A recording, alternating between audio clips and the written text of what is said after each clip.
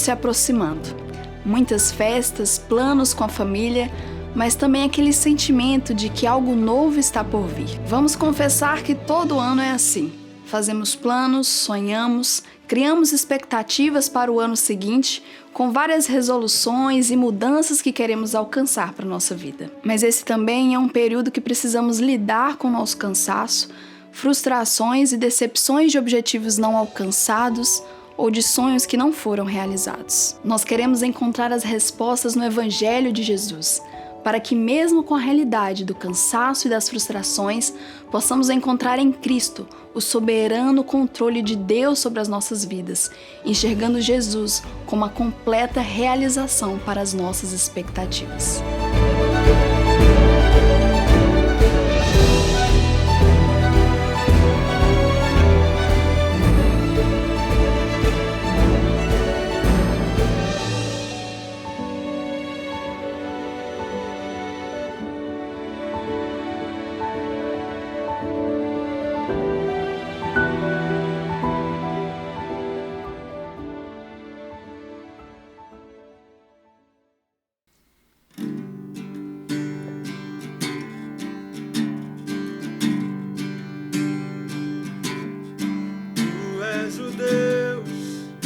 Sacia o deserto do coração, em quem devo confiar, a ti me apego. És o auxílio e a sombra de tuas asas descansarei. Pela tua forte mão estou seguro.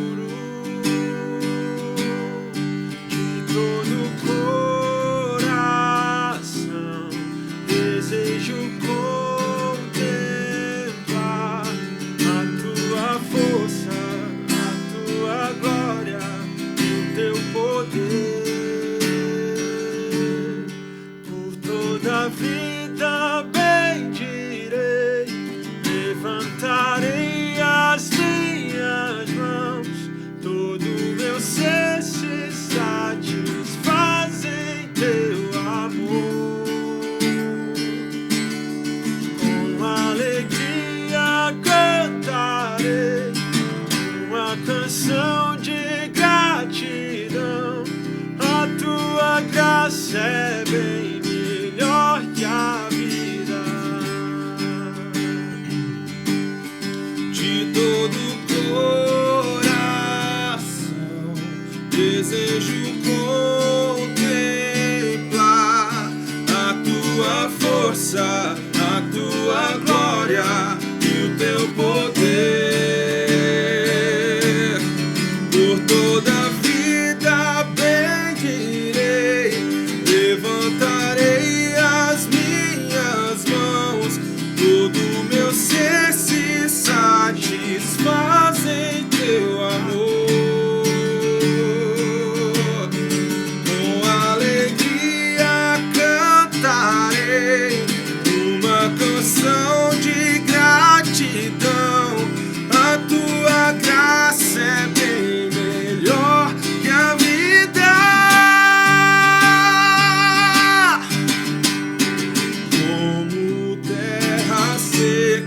Minha alma está, clamo pela água viva, tu podes dar, mesmo quando a escuridão enfim me alcançar. Sei que não sou de mim mesmo, Cristo é tudo o que tenho, Cristo é tudo o que tenho, Cristo é tudo o que tenho. Por toda a vida bendirei, levantarei as minhas mãos, todo meu ser se satisfaz em teu amor. Com alegria cantarei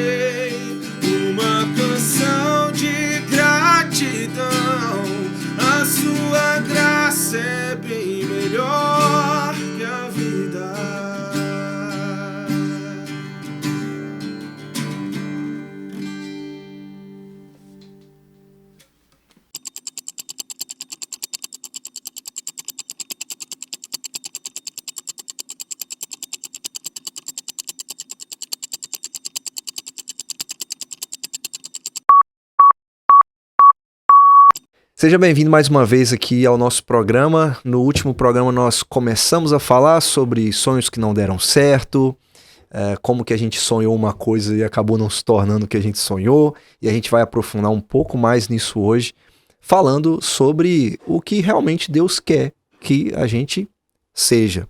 E a gente falou no último programa um pouco sobre a questão do ser, né? E como que as pessoas vão procurando realizações em experiências, em uma série de coisas, buscando realizar os seus sonhos, elas vão acumulando mais pesadelos do que realizações. Eu queria saber um pouco mais de vocês sobre essa questão do ser, para que a gente possa chegar no ponto que a gente diga assim, não, esse aqui é o sonho de Deus, essa aqui é a vontade de Deus. Quando o apóstolo Paulo, em Efésios 4, fala sobre o ideal de Deus para a igreja, ele fala que nós precisamos ajudar uns aos outros, cooperar uns com os outros para que a gente alcance o projeto que Deus planejou para nós. É como a ilustração, ele parece que é como um arquiteto que faz um planejamento e aquilo começa a ser colocado em prática, o edifício vai sendo construído até que ele atinja a altura que o arquiteto planejou. E qual que é o objetivo de Deus para nós, esse plano arquitetônico, para onde nós devemos, todo cristão deve caminhar, é atingir a perfeita varonilidade de Cristo, ou seja, é nós nos tornarmos o homem perfeito como ele é, o homem perfeito. Ele é o ser humano perfeito, que em todas as coisas viveu de forma justa, obteve justiça perfeita, obedeceu à lei perfeitamente, de forma que nenhum de nós conseguimos. Ele é o homem perfeito e o nosso alvo de vida é nos tornar como ele, é nos tornar quem ele é. Como o apóstolo João diz lá na sua primeira carta, ainda não se manifestou o que havemos de ser. Nós ainda não chegamos nesse molde perfeito, mas se existe para nós um plano de Deus, certamente é esse. Aquele texto que a gente gosta muito de citar, quando alguém fracassa, quando os planos de alguém dão errado, a gente vai tentar consolar a pessoa, né? Dizendo, fulano, calma aí, fica tranquilo, saiba que todas as coisas cooperam para o bem daqueles que amam a Deus, né? E é útil a gente se recordar do texto, do versículo seguinte, né? Que diz que o bem que Deus tem planejado para aqueles que o amam é nos tornar a imagem, é nos tornar semelhantes ao seu filho, a fim de que ele seja o primogênito entre muitos irmãos. O objetivo de Deus para nós é, então, nos refazer conforme a imagem do seu filho, até que a gente chegue na estatura dele, até que nos tornemos quem ele é. Se os nossos planos, se os nossos propósitos, as nossas metas estão alinhados com isso, com nos tornarmos a imagem de Cristo, são completamente válidos. E podemos contar com a graça de Deus para alcançar esse plano. Mas o fato é que às vezes a gente vai falhar, fracassar. E sempre que chega nesse momento de final de ano, a gente para refletir nessa contagem regressiva nos nossos planos que não conseguimos concretizar, nas metas que tínhamos e não alcançamos porque fracassamos, porque não estivemos dispostos a pagar o preço que era necessário, porque nos fugiu o fato de que para ganhar é necessário ter dor, sofrer e lutar por aquilo. E muitas vezes nós fracassamos. E aí eu me lembro de um episódio de Marcos 4, onde depois de descer do Monte da Transfiguração, Jesus se depara com uma multidão, um alvoroço, e ele pergunta o que estava acontecendo. Então ele descobre que os 9 discípulos que tinham ficado no pé do Monte da Transfiguração, eles tentaram expulsar demônio de um menino, e eles fracassam. E o texto mostra para nós que passaram bastante vergonha esses discípulos, porque o pai diz para Jesus: olha, mestre, eu trouxe meu filho para ver se os seus discípulos resolviam o problema, mas eles não puderam. E eles fracassam em público na frente de todo mundo, é bastante vergonhoso. E diante daquele fracasso, como se comportar agora? Eu chego no final do ano e vejo que aquilo que Deus requer de mim, eu não consegui cumprir. Jesus tinha dado autoridade àqueles discípulos para expulsar demônios, para curar doenças, e mesmo tendo recebido a autoridade de Jesus para isso, mesmo tendo sido comissionados, chamados para isso, eles fracassam. Quando eu fracasso naquilo que Deus exige de mim, que Cristo quer de mim, e aí? O que eu faço, né? E a primeira coisa que Jesus nos mostra é ter a humildade de reconhecer que nós nem sempre teremos sucesso em atingir esse ideal de Deus para nós. Até que se manifeste aquilo que haveremos de ser, o fracasso vai ser uma realidade. Deixa eu perguntar uma coisa em cima disso aí. É uma questão prática. O que um homem semelhante a Cristo tem? Sabe? Quando eu falo ser semelhante a Cristo, beleza, eu estou pensando numa coisa perfeita, mas o que é essa coisa perfeita? Existe alguma característica nesse homem? Existe algo que esse homem faz, que esse homem sente? Estão entendendo aqui o que eu estou querendo falar? Existe algo palpável que eu consigo falar assim, eu consigo ver isso em você. Existe isso? Bom, ele é um homem que, em tudo que faz, em tudo que fala, busca a vontade do Pai. Como Jesus mesmo dizia, eu não vim fazer a minha vontade, eu vim fazer a vontade daquele que me enviou. Então a consciência plena de que eu estou aqui para engrandecer o nome de Deus e não o meu, e isso vai moldar a maneira como eu sirvo a Deus. Eu amo a Deus acima de todas as coisas e eu amo também ao próximo. Jesus disse que ele é manso e humilde de coração. Então a maneira com que eu trato as pessoas precisa demonstrar mansidão, precisa demonstrar humildade. Eu preciso ter o mesmo sentimento que houve também em Cristo. Mesmo sendo Deus, não julgou como usurpação ser igual a Deus, mas ele se esvazia, ele está disposto a servir. Ele está disposto a levar em conta não seus próprios interesses apenas, mas também o interesse dos outros. E disposto a servir os outros, ainda que isso implique sacrifício próprio, ainda que signifique me diminuir, não me satisfazer ou não ser reconhecido, mas ter a disposição de servir ao outro. Então, de forma prática e palpável, me tornar parecido com Cristo é me tornar mais humilde de coração, como ele disse que é necessário aprender a ser como ele é. Aprender a demonstrar amor ao próximo, disposição de sofrer o dano, como ele disse, de dar a outra face, de estar disposto a não exigir sempre os seus direitos, mas a ser prejudicado sem reclamar. A capacidade de ficar mudo diante de situações onde você mesmo sofre injustiça, de fazendo bem, ainda assim colher o mal dos outros e saber, como o apóstolo Pedro vai nos lembrar, né? Lembra aqueles servos que sofriam do patrão e eram esbofeteados, eles diziam, lembre-se daquele que quando injuriado não devolveu com injúria, aquele que quando maltratado não buscou se vingar, mas que se entregou àquele que julga retamente. Eu gosto aqui, assim, Marquinhos, me ajuda aqui também. Quem entre vós é sábio e inteligente mostra em mansidão de sabedoria mediante condigno proceder às suas obras. Você vai para o apóstolo Paulo vai falar do fruto do Espírito, amor, paz, longanimidade, benignidade, mansidão, domínio próprio. Assim, são coisas que você consegue perceber na vida. Você consegue, de alguma maneira, ao conviver com uma pessoa, ver isso nessa pessoa. E é curioso que as referências que a gente tem, elas nos influenciam a ponto de você se tornar, seja de forma consciente ou não, parecido com aquelas pessoas. Eu acho engraçado os que cantavam, né? Meus heróis morreram de overdose e acreditando, tipo assim, que é isso aqui, essa vida por meio de me drogar e me livrar de uma realidade é o que eu preciso fazer. Ou então até mesmo pessoas que se espelham.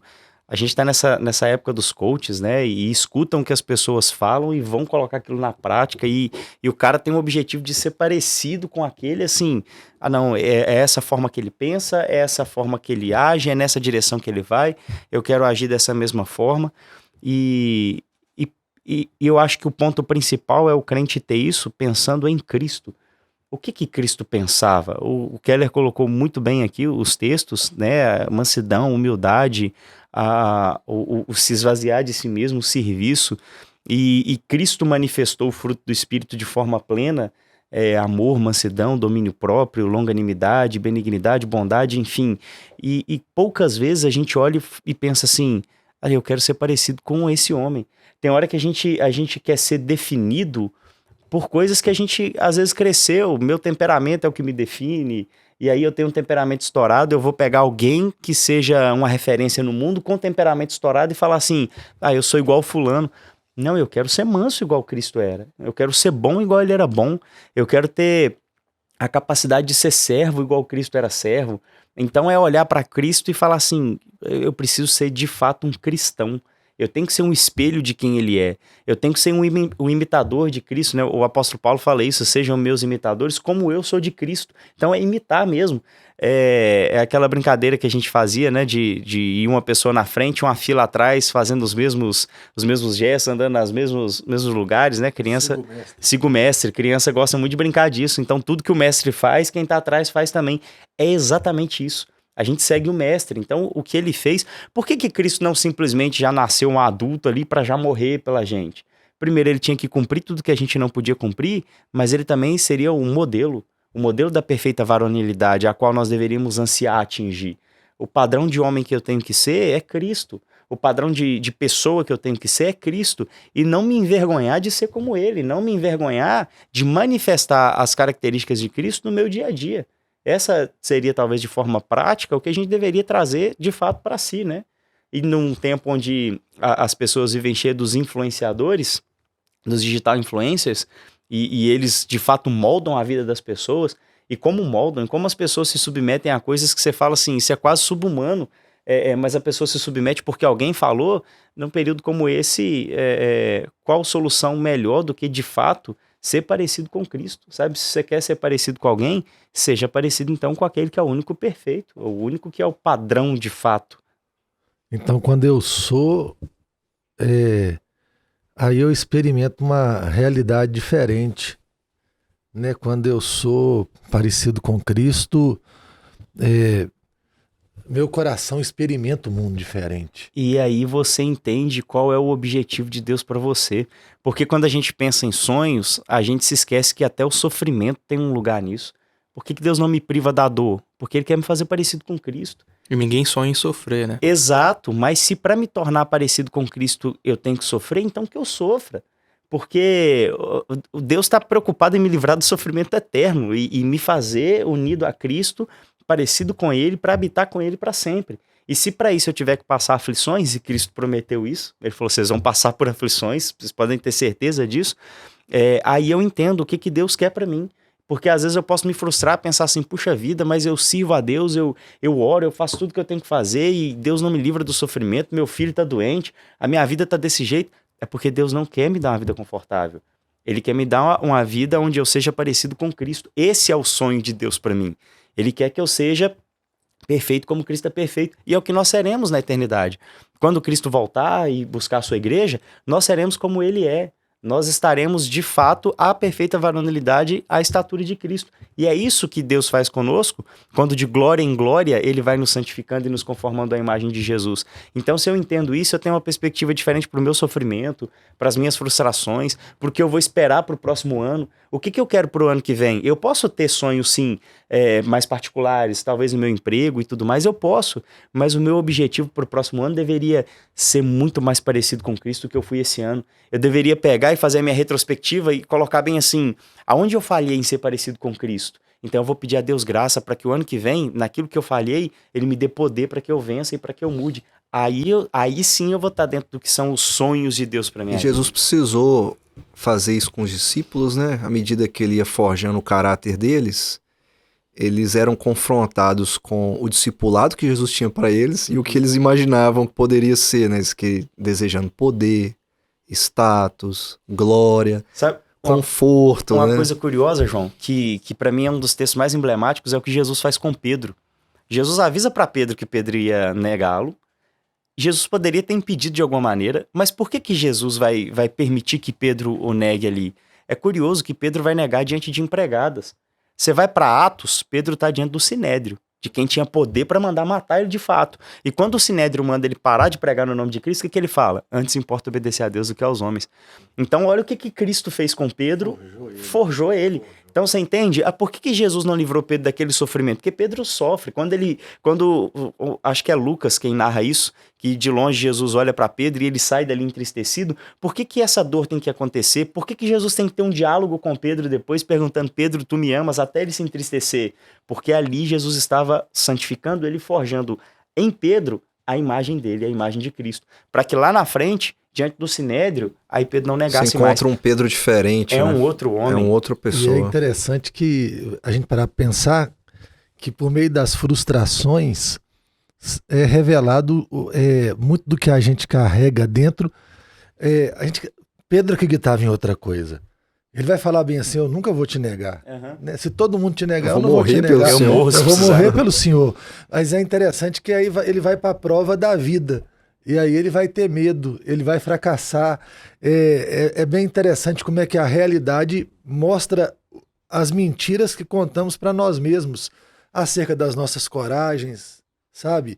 Acerca da nossa fé, acerca do nosso amor. E Pedro vai morrer depois, mas não antes de Cristo forjar o caráter dele, né? E essa é a grandeza do negócio. Deus está trabalhando quem nós somos todos os dias. E é bom lembrar bem assim: não existe acaso nessa história. Não tem pedra solta nessa história. Existe um Deus providente, e eu gosto de me lembrar sempre desse amor transformador, sabe? Desse amor que não desiste. Quantas vezes a gente olha para a dor de alguém e fala bem assim: tá bom, já pode parar, sabe? Quantas vezes, como pastores, a gente presenciou a dor de alguém e disse assim: tá doendo demais. Quase assim, você fala: se eu fosse o Senhor, eu já tinha parado alguns capítulos antes. Mas ele sabe o que é necessário. Então ele sabe a dosagem certa e ele vai modelar aquele homem, vai tirar o que tem de pior, sabe? Inclusive vai desmenti-lo e vai colocar uma verdade no coração dele até que aquele homem seja aquilo que ele tem que ser. Deus não vai falhar nos seus projetos, e o grande projeto de Deus é nos moldar a imagem dele. E quando nós estamos quanto mais parecidos com Deus, mais o mundo faz sentido.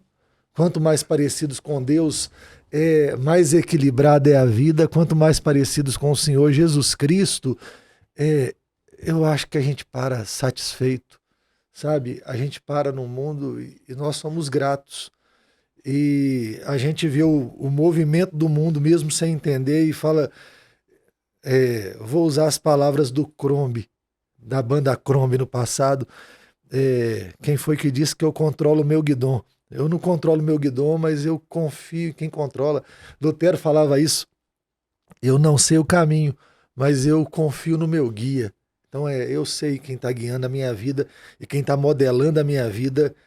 E ele vai terminar essa história modelando a nossa vida, a imagem do filho dele. E essa história vai fazer todo sentido.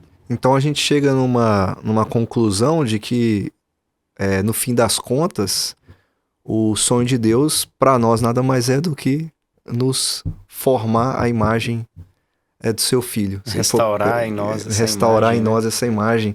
A gente, no último programa, até falou sobre fazer coisas constantes, né? E a internet vai trabalhar de tal modo, e aí você comentou, né? Quando Pedro vai para a vida, ele tem que ser ensinado. A gente lembrar que a vida não é um algoritmo, né?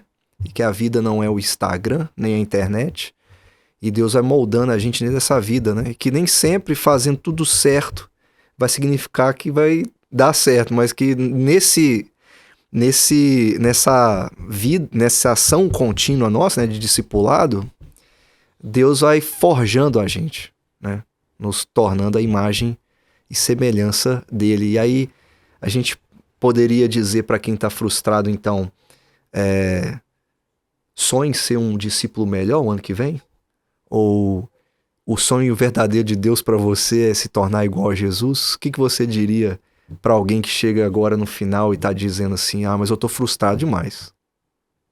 Uma maneira assim bem breve e rápida para a pessoa entender isso e querer ser, né, ou desejar ser.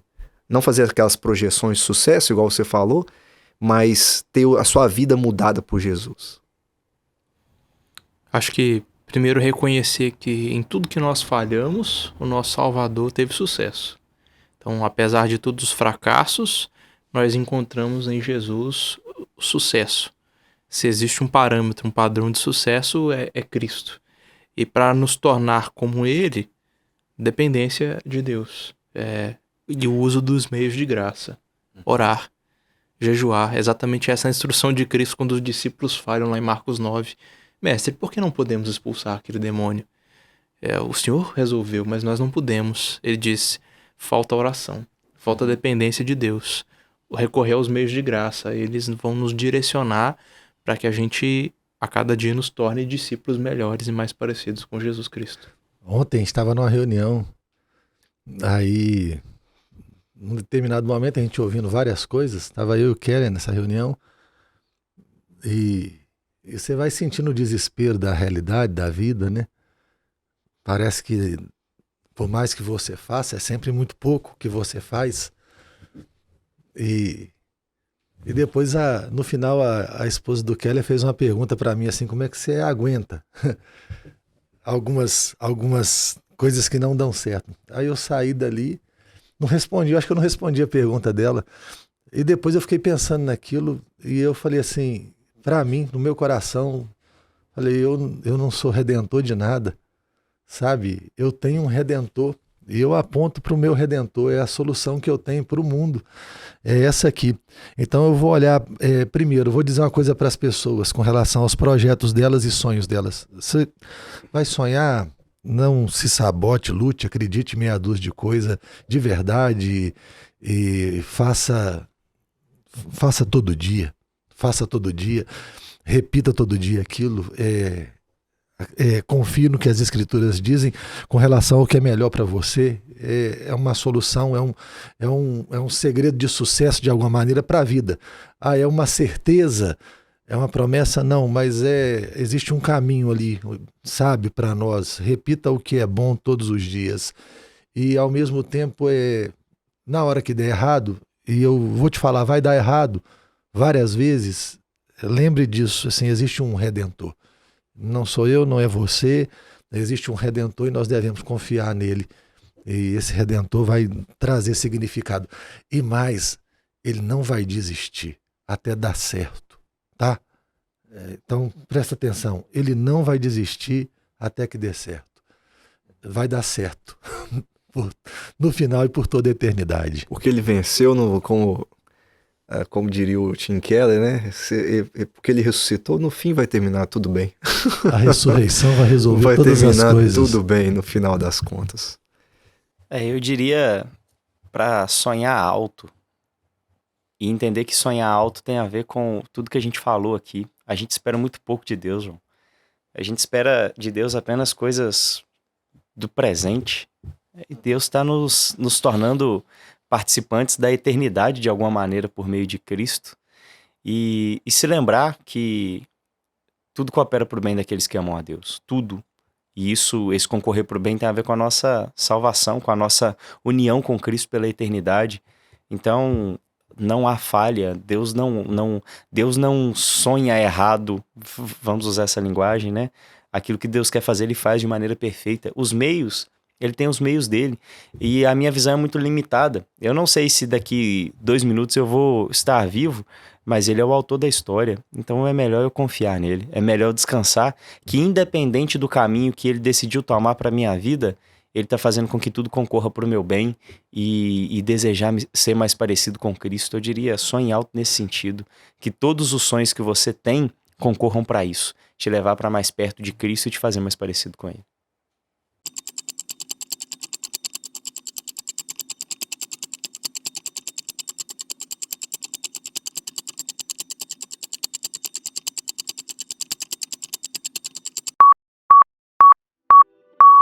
Você deseja entrar em contato conosco? Nos enviar um pedido de oração ou pedir por ajuda? Basta enviar uma mensagem para o número que está aparecendo na sua tela. Você também pode nos fazer uma visita e acompanhar as atividades da nossa igreja através das nossas redes sociais.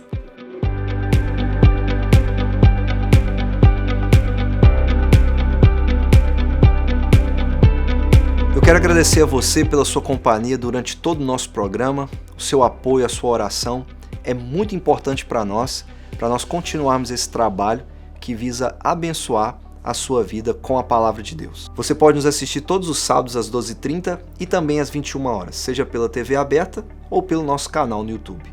Que Deus abençoe ricamente a sua vida e que a graça do Senhor Jesus esteja sobre a sua vida e também sobre a vida da sua família.